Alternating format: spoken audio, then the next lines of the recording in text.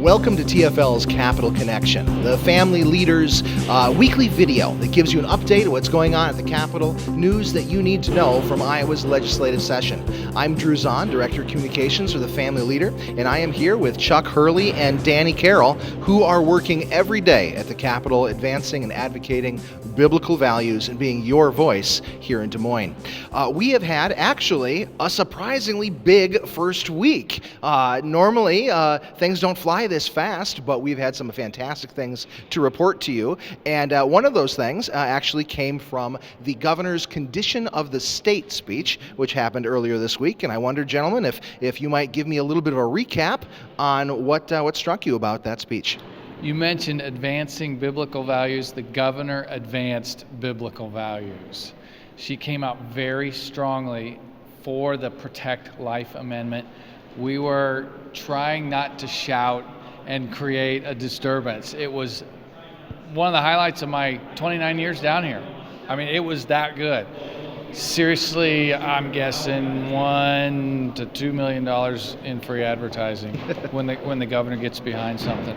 We couldn't make up her not supporting it. So to have her out front, priceless. Yeah. You may have seen a video from Bob in which he talked about the difference it makes when we get involved and when we elect leaders who share our values and advance righteous policy, advance righteous leaders. And this is a monumental difference maker when you have a governor who stands up and says, we need to protect the sanctity of human life. And by that, she said, I mean unborn life. Now pass the Protect Life Amendment.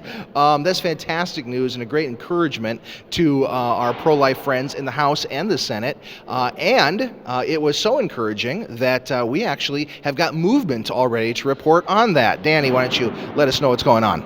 Yes, Drew, the governor really set the tone for the week, and it was a strong encouragement to both the House and the Senate. And so much to our pleasure, Senator Jake Chapman decided to hold the first subcommittee for the Senate on Senate Joint Resolution 21, the Protect Life Amendment. And that subcommittee was held today at 11:30. They had to move to a bigger room because of so many people there, a lot of our supporters. And the family leader was very fortunate to be able to help put together a list of speakers. We actually had more people wanting to speak than what we had time for. But our brother Chuck Hurley was one of those speakers. Chuck, why don't you tell them a little bit about what our folks had to say? Sure. If you haven't experienced a hotly contested issue in a subcommittee meeting, you really should come sometime. It was intense. The other side was there, guns a-blazing, Planned Parenthood, ACLU, I would say unorthodox or liberal so-called Christian churches were there testifying on behalf of allowing abortion till the 9th month of pregnancy. On the other hand, we had our pro-life coalition members there. They were passionate, they were disciplined, and they delivered a message that we in Iowa do not want unelected judges setting policy on abortion. That's the job of we the people and our elected officials. So we got our message delivered. Virtually everybody on our side came out of the subcommittee meeting saying, well done, but it's just round one. As my friend Drew Zahn said, we didn't get knocked down with a haymaker in the first round of this 15-round prize fight. And speaking of rounds, we've got another round coming up and coming up quickly, right, Danny?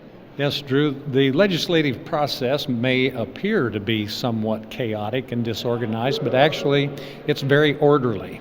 Today was subcommittee. This is a 3-member committee. It's made up of 2 Republicans and 1 Democrat because the Republicans are in the majority. The next step in that process is the full committee. This is the State Government Committee of the Iowa Senate. And the full committee will debate this bill next Thursday morning at 10:30.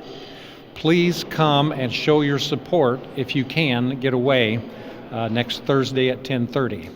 You can't imagine how much encouragement it provides our friends in the legislature to see that they have public support.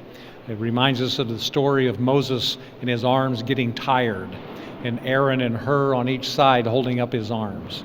That's what we do when we show up and support our friends in the legislature. It gives them confidence, it gives them boldness to speak and vote to protect unborn life. And we're all about getting this passed because we believe, Drew, that unelected judges should not be making decisions on what is and is not included in the Constitution, but we, the people. Indeed, we the people, the only authors, rightful authors under the Constitution of the Constitution. And as Danny said, I just want to reiterate that we can't do any of what we do here without you. You are a part of, in a way, you are our Aaron and Hur. You are the ones who support us. We, in turn, work directly with the legislators supporting them. And when you come and the legislators can see the support of Iowa's pro-life and biblical value community, it makes a difference in the kind of laws we see and the kind of state we live in. So I want to encourage you. Danny mentioned a committee meeting next week. I want to encourage you, if you are not already a follower, if you haven't liked our Facebook page, The Family Leader on Facebook, we'll have announcements up there about specific details to remind you. Also keep an eye on thefamilyleader.com and eventually future episodes of TFL's Capital Connection. Thank you.